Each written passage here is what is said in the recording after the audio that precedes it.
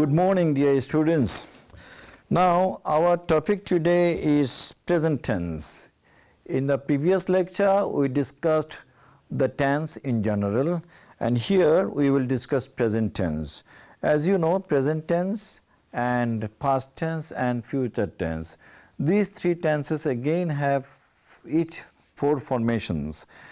These formations are known as present indefinite tense, present continuous tense, present perfect tense, and present perfect continuous tense. Similarly, you will have past indefinite tense, future indefinite tense, past continuous tense, future continuous tense, past perfect tense, future continuous tense, past perfect continuous tense, as well as future perfect continuous tense. As you know, present tense discusses things of today. Jasmine reads in a village high school. This is from your paragraph. She is very regular in studies. So everything that she does, Jasmine does, is given in the present form. So here we use the present indefinite tense, as the book says, for three major purposes. What are these purposes, students? Let us see. First is that through the present tense, you can express a universal or general truth. In my lecture yesterday, I told you about this possibility, and here the two sentences which are given as examples for universal statements are always known to every student in the world. The earth moves round the sun. It is a scientific statement, but it is always given in the present tense because the earth is always moving round the sun. Okay. Then another one is coming from the moral dimension. Honesty is the best policy. This is always given in the simple present form, in the indefinite form, because it refers to universal truth. Then the second category of statements are given to describe habitual or permanent action. Habitual means which you do by habit. Permanent means which you always do. For example, he reads the Quran every day. This is a habitual action, and therefore you have to use the present indefinite tense. And remember that he is the third person singular number, therefore the verb takes S. He reads the Holy Quran every day. Similarly, my watch keeps right time. My watch is the subject, singular number, therefore keep becomes keeps, the right time. So this is habitual action. You can say every day I brush my teeth, and I know many of you don't brush your teeth every night before you go to bed. That is not a good habit. So brushing teeth every day therefore is a habitual action, and therefore it has to be described in the present indefinite tense. Then the present indefinite tense is also used to mention some future event that will surely take place. For example, the school opens next week. That is, the school will be opening next week. Or he returns tomorrow. He is going to return tomorrow. Now remember, when the present verb is used for future action, it means it is more certain to take place. Look at the difference. I can say, I will read Shakespeare tomorrow. Okay? And I can say, I am reading Shakespeare tomorrow. Between these two expressions, one is in the present continuous tense, one is in the future tense. The present continuous expression used for the future event is greater in certainty. So you have to remember that it will take place. Now, very common present tense action in the indefinite tense is like it rains, he walks, like that. Again, if you make a quotation, say from the poet John Keats, here you find one. John Keats says, a thing of beauty is a joy forever. Since this line from his poetry is used as a quotation, so you have to use it in the simple present form. But it is not necessarily a binding rule. You will see that certain difference might occur. You can also say John Keats said. John Keats said, no problem. Now, the 6, that is note 6 is interesting. Past events can also be rendered in the present form to make it more dramatic or lively. Say for example, Alexander was an emperor a long, long time ago, 3000 years ago. But you can say Alexander now attacks the enemy. Okay? That is, when you describe a story about Alexander, you can also use the present form. Then the past itself will take on the present significance and present time implication. That is also possible. This is important to understand, that language is a fluid kind of thing. Okay, like a river, it flows in a very open direction. So do not feel that language should be used by tying it up to grammatical rules. That is not a very healthy way of looking at the use of the language. You have to be very liberal, very flexible. Fluidity of the use of the language is more important. Now, present continuous tense is used to describe an event at the time of speaking. For example, what am I doing now? I am teaching you. So I have to use the present continuous tense. I am teaching English grammar to you. So I am using the present continuous tense because right at the time of speaking, I am very much engaged in doing the thing which I have mentioned in my statement. So present continuous tense therefore is used for that.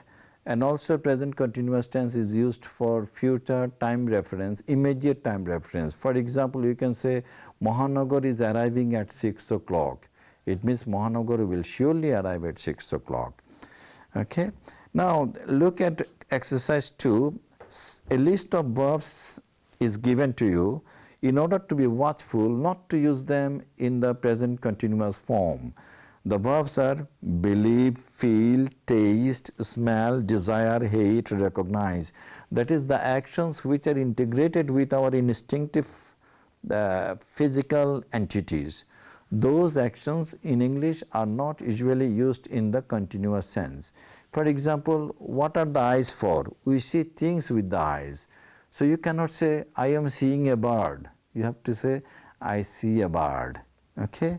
You should not say, I am feeling well. You should say, I feel well. So these verbs which are related to our organic functions, these verbs usually in English are not used in the continuous sense. You should rather use them in the simple present form. So for example, it belongs to me. You cannot say the book is belonging to me. You have to say the book belongs to me. So again, love, for example, love is a beautiful word. So you should not say, I am loving you, my dear. You have to say, I love you. Therefore, in English films, in Hindi films, in Bangla films, you always hear, I love you. The lover doesn't say to her beloved that I am loving you. Okay. Now the present perfect tense. What is the function of the present perfect tense? It is rather complicated. Present perfect tense is used for an action that started in the past, but the effect of which is still relevant in the present time. So when you use a sentence in the present perfect tense, you have to remember one thing. The verb has to come in the past participle form and the auxiliary has verb has to be used. Say, he has grown old. This is in the present perfect tense. Grow is the main verb, but since it is in the perfect sense, perfect means it is very perfect. He has grown old. But as I said, it is connected with the past. Say for example, I have taught English today. It means I started teaching English in the morning, but it is now afternoon. Still I am teaching English. So therefore, it started in the past, but the ending line is in the present tense. So you can use the present perfect tense to describe events which started in the past, which may still be continuing, or which may still give a result in the present time. So let us see this difference between present perfect tense and past indefinite tense in this way. Suppose a patient goes to the doctor in the evening. Suppose you are a student. You go to your doctor in the evening with a complaint about your stomach. You have this pain in the stomach. then the doctor might ask you, what have you eaten for your breakfast today? Though you took your breakfast in the morning, but still your taking of the breakfast is relevant for the doctor to diagnose your disease. So he might therefore use the present perfect tense. Okay? But for your friend, if you say, if your friend asks you about your breakfast, he might say, what did you take for your breakfast today? Because he doesn't have anything to do with the present action of the breakfast. So in this way, we can see the difference between the past indefinite tense, which we will discuss tomorrow, and the present perfect tense. So present perfect tense, therefore, are sentences which are used with the past participle of the form of the verb, and then has or have are used. Then the last one is interesting. Present perfect continuous tense.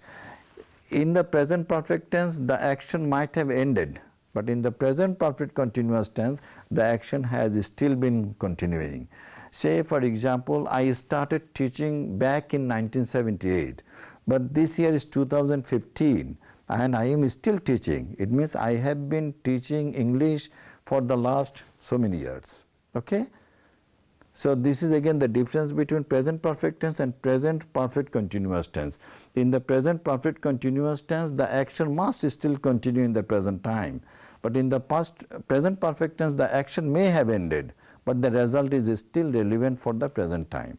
So students, we have come to know about the present tense and the four types of present tense. The present indefinite tense, which gives us universal statement, habitual statement, and things that will immediately happen. The present continuous tense, which describes actions at the time of speaking, and then present perfect tense, which describes actions which started in the past but which are still relevant or important for the present time, and the present perfect continuous tense, which relates to an action that began in the past but that is still going on. Okay? I hope students, you will be able to use these four types of present tense in your writing, and also in your reading. You will become conscious about the difference in the usage. Thank you very much.